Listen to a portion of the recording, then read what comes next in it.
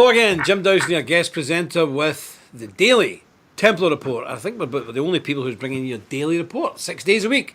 And on a Sunday we have a church service, wonderful. So you're all welcome in the room. I'm not going to go through the whole room now, because as you know we're running late. We've mucked up all the settings, so they take a guy to come back and redo them all. So there we go. So a big welcome to everybody who's in the room. God bless each and every one of you. If there's any new people in, you're more than welcome.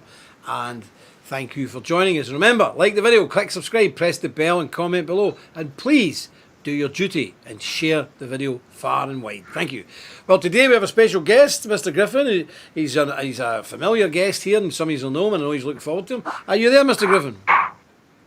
How are you today? Yep, absolutely. So I'm here. I've been waiting for a little while. Yes. Well, so before we get into this, I'm going to give a wee bit of scripture as usual. I'm still in John 16, okay, and I'm at the very end, verse 31.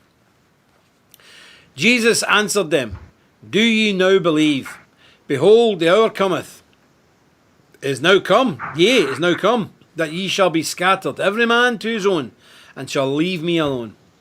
And yet I am not alone, because the Father is with me. These things I have spoken unto you, that in me ye might have peace. In the world ye shall have tribulations, but be of good cheer. I have overcome the world." And what a marvellous piece of scripture. We know the Lord will add his blessing to this. The public reading of his infallible, inerrant and inspired word. And if that doesn't cheer you up, nothing will. So it doesn't matter. You'll never be alone, because he said he would send a comforter. And you'll have tribulations in the world, but you'll only find peace in Christ. And that's a fact. So if anybody's struggling there with stress and anxiety and all these things, and the people in the modern world have, it's because you're still partly in the world. You need to get out of it, and you need to be totally in Christ, and you will have peace. I can assure you. I've laid in prison cells. I've been lying on the street getting kicked with people trying to kill me, and I've actually been all right because I trusted in God. So I'm not suggesting you try it, but I'm telling you it works. Mr. Griffin, we're living in strange times. Tell me this. What have you got for us today? Because I'm hearing crazy stuff regarding this COVID, you know. Yes, I heard there's rumours beginning to float around, people saying, well, this is going to go on for not 6 months, this is a 5-year programme. And I'm sure that if that gets sort of enough traction to really hit the internet, then we'll get all the Soros-funded fact checkers saying, no, there's nothing to see here, don't worry about it. Yeah, absolutely. Now, I just seen one of our colleagues there sent the techie guy, post a picture of your new child. We can't do that, you see, because our enemies are demonic. They're devil-inspired, and if we put a picture of one of our children up, that'll be all over the internet with decapitations and all sorts of bloodthirsty and horrible, vile things, if not paedophilic images and all the rest of it. So I know what you mean, but in this game, not possible. You have no idea what we've got to put up with. No idea.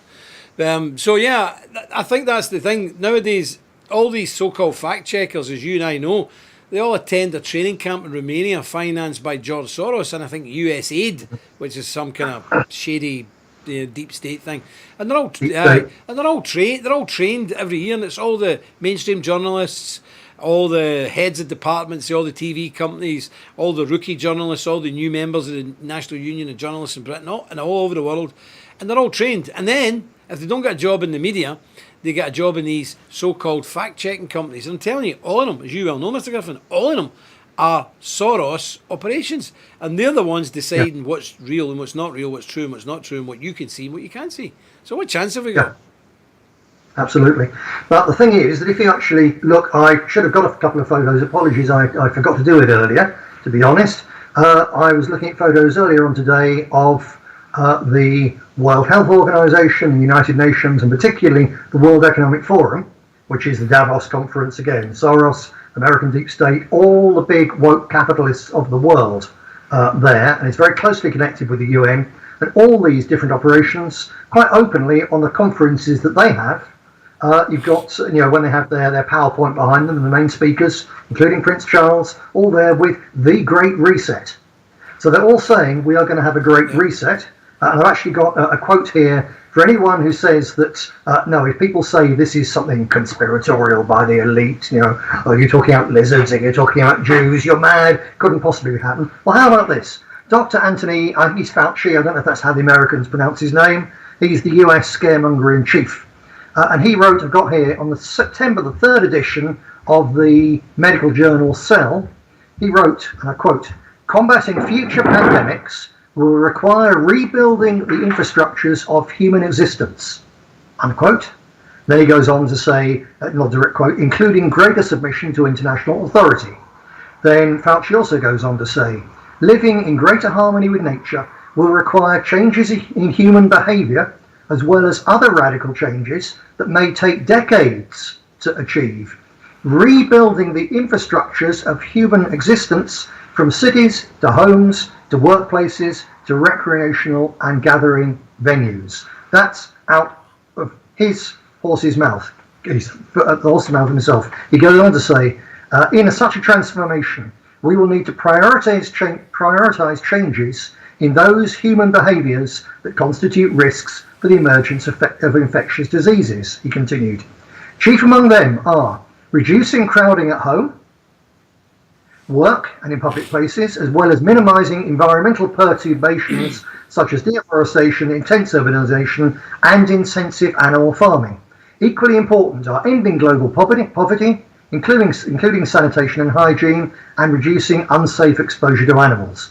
Global biosafety cooperation should be improved by strengthening the United Nations and its agencies, particularly the World Health Organization, unquote. Before you come back on that, Jim, just remember this. The World Health Organization are the people who created this crisis in the first place, certainly as a sort of propaganda myth, it's all going to kill you. And it was also the World Health Organization which committed the genuine crime that created genuinely huge numbers of deaths, because it was the WHO which said to every government on the planet at the start of this, our advice to you is your hospitals are going to be so overcrowded, you need to clear the decks. Best way to do that is to send all the elderly bed blockers straight to nursing homes.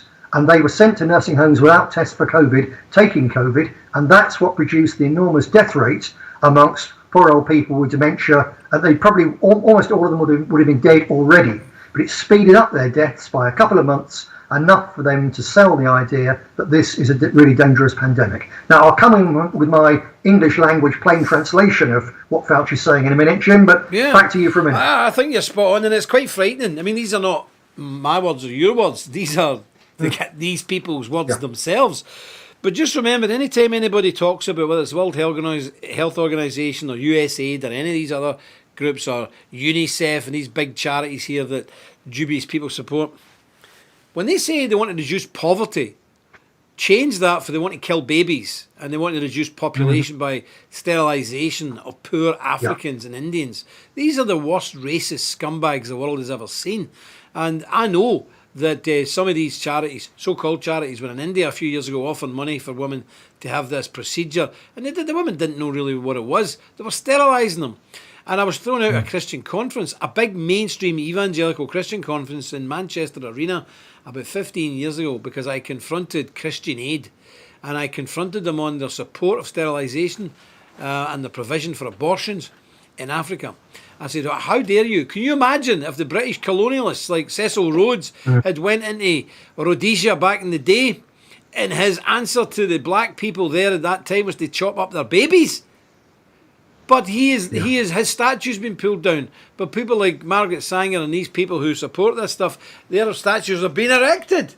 We really are living in crazy times. But I tell you what worries me, Mr. Griffin, maybe you can enlighten us a wee bit more.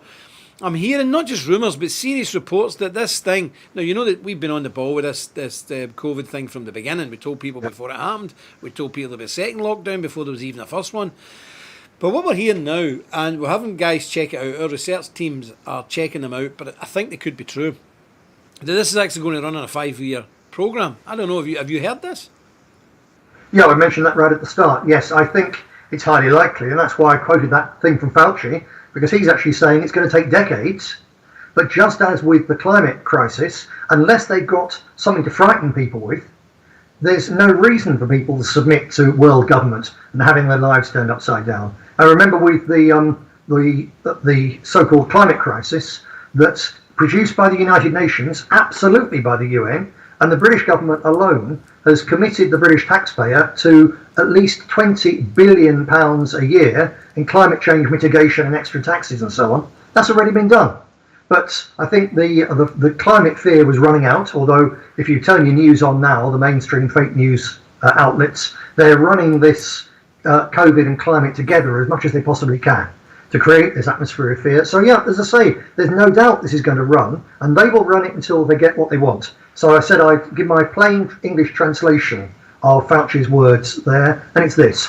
This is from an article, so I will read it. We will end the artificial crisis we've created when the peasants give up air travel, foreign holidays, private cars, free speech, meat and dairy products, building their own independent businesses, and electing their own governments. Instead, they'll have short staycations, overpriced public transport for mask wearers only, blackouts, abortion, censored corporate media, insect protein to eat, basic income handouts, surveillance, compulsory ID chip vaccinations, and a benevolent one-world dictatorship by our alliance of giant woke corporations and socialist bureaucrats. I think you've summed it up better than anybody could sum it up. That's exactly where we're going. I mean, this really is. It's frightening. And I seen a thing today, one of the big intellectual papers said, is Britain heading towards being run by decree? And they depicts the King Charles, and that led obviously to the English Civil War, where Cromwell stepped in, and then he eventually had to run by decree because he suddenly found out how flawed human beings were. And that's where we are. Britain is not sliding towards being run by decree. Britain has, in fact, de facto, been run by decree since, I think, the 16th of March. And most other countries are the same. There's a sort of format of democracy, but really, we are being run by decree. And it's 400 years since any of us have been in there before. And in America, they had the War of Independence. They had all this stuff. Every country who's represented in this chat room tonight, every single country's forefathers had to fight bloody and long, 20, 30, 40, 50 years, Netherlands 100 years against the Spanish to free their countries from being run by decree. And how long has it took? 6 months. And the whole of the Western developed world has slipped back into being ruled by decree. And what worries me, Mr. Griffin, is not a shot has been fired in the defence of the people or defence of our freedoms and democracy. Yeah. I was very worried about this a week or so ago. Actually, I'm less worried now, and partly by there's a clue there in what you mentioned there, Jim. You were reading something in one of the newspapers talking about this decree, and I'm watching a day-by-day change now in the attitude of the newspapers. The BBC and Sky will stick it out to the bitter end, but the newspapers are changing their tone, and increasingly they're allowing more and more sceptical articles about all this to go in. I don't think this is an accident, and there's one in particular I'll talk about in a minute, comes from the Daily Telegraph just yesterday. I think it's very significant that it's the Telegraph which has really been the first to come out all guns blazing, although the other papers have now picked it up as well. And the Telegraph has been digging because, do you remember the old joke about the different people who run newspapers? I won't quote it all, but it was the Times is run by the people who run the country. The Guardian is the people who think that they run the country far better. The Express is run by the people who think they used to run who want someone else to run the country, whatever it is. The Sun is don't care who runs the country. Sun readers don't care who runs the country as long as she's a 36 double D. And the Telegraph's run by the people who used to run the country. And that's a great deal of truth in that. The Telegraph is still very much dominated, I think, by the propertied, the real big classes. People like the Duke of Westminster or the big, mainly Middle Eastern, Jewish or Arab billionaires who own lots of property in London and rent it out as offices. And these people are seeing the big cities, same in New York and so on. The big cities, as we talked about the other week, are absolutely screwed by this. And these people see their wealth just going down the drain. And I think they've been onto the Telegraph, and that's where this is coming from. But as I say, lots of other newspapers now, they're getting sceptical about all of this. And the one you mentioned about them just saying, we're being ruled by decree, that alone is going to make a lot of people think. But how about this one? The Telegraph, the day before yesterday, came out with the fact that Sir Patrick Vallance, who's one of the two main, he's the Tweedledum and Tweedledee with Chris Whitty in British terms. He's the main scientist. He's Britain's Dr. Fauci, and he's one of the two who's been frightening the British into accepting this monstrous thing. It's emerged that he has a £600,000, or rather, sorry, not emerged, the Telegraph has pointed out, Dargan pointed out, he's got a £600,000 shareholding in the pharmaceutical giant GlaxoSmithKline. He's got 43,000 deferred bonus shares because he was president of GlaxoSmithKline. GlaxoSmithKline now already has a contract with the British and American governments to provide the vaccines when they get them. And Sir Patrick Vallance didn't reveal that he's still got a massive shareholding in it. And it's been basically covered up the fact even that he comes from them. And he's the one saying, because of this terrible crisis, and I've got the figures, here they are, you're going to have to use vaccines without telling people, oh, that's my company, by the way. And for that to be pointed out, for people to find that out on social media and talk about it on social media and then be fact-checked out of existence or banned, that's one thing. But when what was the second sort of paper of record comes out with this, and when the Mail then jumps on and picks it up and runs it as a story as well, when I saw this morning on LBC Radio, it used to be London Radio, but now it's one of the main talk show radios in Britain for the sake of American listeners who are not aware with it. So it's listened to by the people who like to talk and tell people what's going on. And LBC Radio now, morning after morning for the last week, has been attacking this. And today, talking about this very thing, they had on a journalist from the Star. So you've got people from the Telegraph, right at the top of the class tree, right down to the Star. If you go lower than the Star, you can't read. So everyone in the class structure in Britain is now understanding that this thing is something pretty horrid. So just to come one more thing on that, if it was just Sir Patrick Vallance, it might be one thing. But Chris Whitty, now this has been fact-checked and it's been said, oh, it's not true. It's been all over Facebook now for a couple of weeks that Chris Whitty, who's the other one of these two scientists doing the Fauci Act in Britain, received £40 million in funding from the Bill and Melinda Gates Foundation, who of course also stand to benefit enormously through their compulsory vaccination programme. And so the fact checker says this, it's not true. Professor Whitty was working at the London School of Hygiene and Tropical Medicine when they received a large grant, $40 million, from the Bill and Melinda Gates Foundation, which went to malaria research bodies, of which he was director and principal investigator. So I've asked someone in the nursing profession, sort of, how's this for legitimacy and so on? And the answer is, well, it's legal, but no one can possibly say that's right. So this thing is unravelling. So when I was very worried about this a couple of weeks ago, as you know, Jim, it takes an awful lot to get me depressed. But I was getting even me depressed. Just the thought that this seemed to be washing over us and no one was resisting, and the media was one solid block of lies. But in the last week, that's coming unravelled. And it's the more it goes on. And I've watched also on the Mail's comment section. The Daily Mail is the most read newspaper in Britain now, when you include how much it's seen online as well as how many copies they sell. It's huge. It's getting bigger and bigger every day in the United States as well, actually. And the Daily Mail's opinion, the discussion forums 2 weeks ago it was almost 50-50 between people who believed it and people who were saying, no, this is a crock. And it's now 10-1, 20-1, people saying this is nonsense. So either that's because they're letting more of this through, or it's because people's minds are changing, or it's because it's a combination.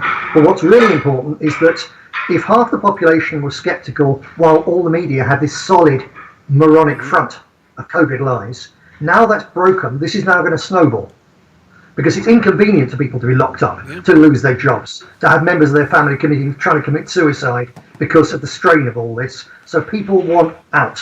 And now this media dam is broken. I think this is all going to come unravelled pretty damn quick. It doesn't mean we're going to get out of lockdown, but I think it means that to enforce it, the government are really going to have to struggle. And I reckon that sometime by the spring, at the end of 6 months of misery, the whole lot is going to come crashing down around their ears. I think you're right. Absolutely, I couldn't agree more. The conditions are all ready for war, apart from one thing: we lack men. We have bred 2 generations now of limp-wristed, mealy-mouthed, men children, and that's going to be a big problem. But before we continue on, because we don't get much time left, I want to put a picture. Well, the techie guys, there's 2 things we need in this horror that's unfolding. Is we need God, and therefore I'm going to plug the Templar Bible, the really good one. the Templar Bible here, with the beautiful pages and paper. And I know people on here have had their Bibles now, and they've all spoke highly of them. Can't resist the sniff. So you need this. You need the Word of God. That's your weapon, your toolkit, your survival kit, everything. Forget digging ditches and digging big places in your back garden. Get the Word of God first before you dig a bunker. That's number one. It comes in this nice presentation box. Get yourself one of these. They're on payment plans. If you haven't got one and you're watching this right now, you're crazy. You need one, okay? That's what you need. The second thing you need, and the techie guy will put a wee link up in a minute, is you need to, if you haven't done so already, you need to join the Templars. This ain't going to be funny shortly. It's going to get very bad. And we look after our own. But we can't look after people if they're not our own. Our own come first. So if you're not already a Templar, please get yourself in. Even as an affiliate, come in, you'll be welcome. And then grow with the rest of us. I just want to show a picture, Nick, because a lot of your people, we're doing our own work behind the scenes to push the Donald J. Trump campaign. Don't want to say too much on here because, you never know who's listening. But a lot of your supporters now are going to the Trump rallies, and we said the other day, please take your Templar flags. The President will be very, very glad to see the Templar flags in the crowd, I can assure you. But here's a picture from Sean Smiley. He's there at the hangar when the President arrived there the other day. I don't know if this was yesterday, the day before. And we have another couple of brothers from Alabama away out to a rally tomorrow, I think. So there's a lot of your people going to the rallies on the ground, that level, and that's very important as well. Take your Templar flags with them. Put them on telescopic poles so they fly higher than anybody else's. Not as high as the national flag, of course, that would be impertinent. But the President wants to see those flags, and he'll be very glad to see those black and white Bussants flying, I can assure you. So that's it. Get yourselves one of these Bibles. We've got some back in. And get yourself into the Templars. And if you're already in the Templars, and as an affiliate, think about starting to move up the scale a wee bit, and we will help you every way we can. There's something else Oh, aye. Sorry, I've just got to tell you another thing. Nick, you're talking about the newspapers. The problem is, our government here instituted the COBRA thing, which is like almost like martial law. Part of the COBRA legislation is that the Secret Service, MI5, Homeland Security, our version of Homeland Security, they can embed in every newspaper's office, in every newsroom, they can embed one of their agents, and they can act as editorial chief of staff. So they can control what news goes out because we're in a war situation. COBRA has been invoked. So that's a big danger. That's a real danger. And I think we need to be careful of that. The other thing I've got to do is I've got to give a wee plug. And I've got to thank everybody on behalf of Jada Franson. She thanks everybody for such a massive turnout of Knights Templar, people who were on her live feed the other day. She's back on tomorrow at 7 p.m. British time, same time she was the other day. So if everybody could go over there and give her a bit of support. She's a very brave woman. She's a lone voice. She's a woman, and she needs other women to rally around her, and she needs us men to give her a bit of strength and support. So tomorrow, Friday, 7 p.m, Jada Franson, and then I think immediately after that, 8 o'clock, I think Sean Ahern is live as well. So remember that. So you can get Jada on British Freedom Party it's YouTube, British Freedom Party, and you can get Sean Ahern on the Irish Patriot, isn't it? YouTube. Irish Patriot or Sean Ahern. Who can spell Sean Ahern? But anyway, we'll see if we can put links under. We'll link them tomorrow. But there you go. So, Mr. Griffin, just as we come to wind up, I mean, yes, it's been a depressing message, sir. Thank you very much for that. But it's not depressing because if we know what we're up against, at least we can prepare to fight. And that's why I'm always banging on about people joining the Templars and standing as one. What would you like to leave us with regarding this? Because it's a very serious situation and very worrying. Yeah, again, just to say why don't people should be... There's a fight coming, no doubt about it. But why it's winnable is that... For the other side, for the lockdown fanatics to get away with this, they've got to maintain complete control over every single country on the planet and over every single newspaper outlet because it is all globalized and so on. And I simply don't think they're going to be able to do it. Something will break. Something like, for this to work, they'd have to have every single Fauci, every single Sir Patrick Vallance, everywhere in the developed world, being clean as a whistle. Already we're finding that they're not.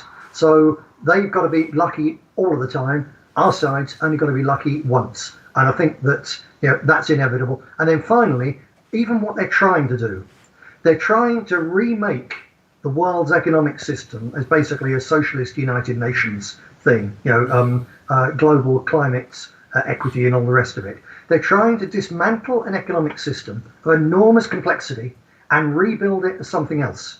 And even if what they were trying to do was good and necessary, I think the chances of anyone managing to do that are absolutely zero. It's like trying to turn a Boeing 747 into a Lancaster bomber going backwards while it's in the air. It's simply not possible. So what they're trying to do is going to unravel, which could and will create terrible hardships, enormous deaths, things, catastrophes we can't begin to foresee. But I'll tell you what, they will not get their way. And as well as destroying many other people, they will be destroyed by their arrogance and their hubris and their stupidity. Amen. And as we say in this part of the north, no surrender. Not now, not ever. There'll be not an inch. We will never budge, and we will fight them, as Mr. Churchill said. We will fight them in the beaches. We will fight them in the fields. We will fight them in the streets, and whatever else in the hills. In the hills. We will never surrender. And on that, you have my promise as a man, personally, and this organisation will go down all guns blazing. We will not give an inch. Now, there's a couple of things here, Mr. Griffin, before I say to I must apologise to Scorpion. I'm not sure who he is because we can fix it, but he said he would take his Templar flag to the Donald Trump rallies if we had sent him one. But he opened his membership pack and he had a Union Jack. The British are back. Sorry, brother. We'll get that sorted for you. That's horrible. There was a guy on the other day shouting and bawling that we'd sent him a Templar flag instead of a Union Jack. So I can we'll have a word with the people and see what they're doing. Now, Neville, our good brother Nev asks, is it okay to join the British Freedom Party? Yes, of course. You don't even need to be British. Anybody can join to support that woman. We don't recommend anybody joins any party in Britain because they're all garbage. Mr. Griffin is the expert in that. He can tell you himself. But that's the only party that we would nail our colours to in the UK. Is that right, Mr. Griffin? That's absolutely right. There you go. Yep. So you feel free. You'll have no problem as a Templar joining British Freedom Party whatsoever. As I say, you don't even need to be British, but it's maybe a bit helpful if you're British because you can go out and do stuff or buy papers or put them out, whatever. Well, that's all for today. Mr. Griffin, I'd like to thank you personally. That was a very enlightening, if not rather sobering, discussion today. And I think you've given certainly me and a lot of other people a lot to think about. And would you be willing to come back on again, say maybe next Monday or Tuesday? I certainly would, as ever. And if you don't mind, maybe expand on this a wee bit, because I know for one, I would like to know more about this and what these men are actually saying, what's coming out their actual mouths, not what people say they're saying, what they are actually saying that you've told us today, because I found that highly enlightening.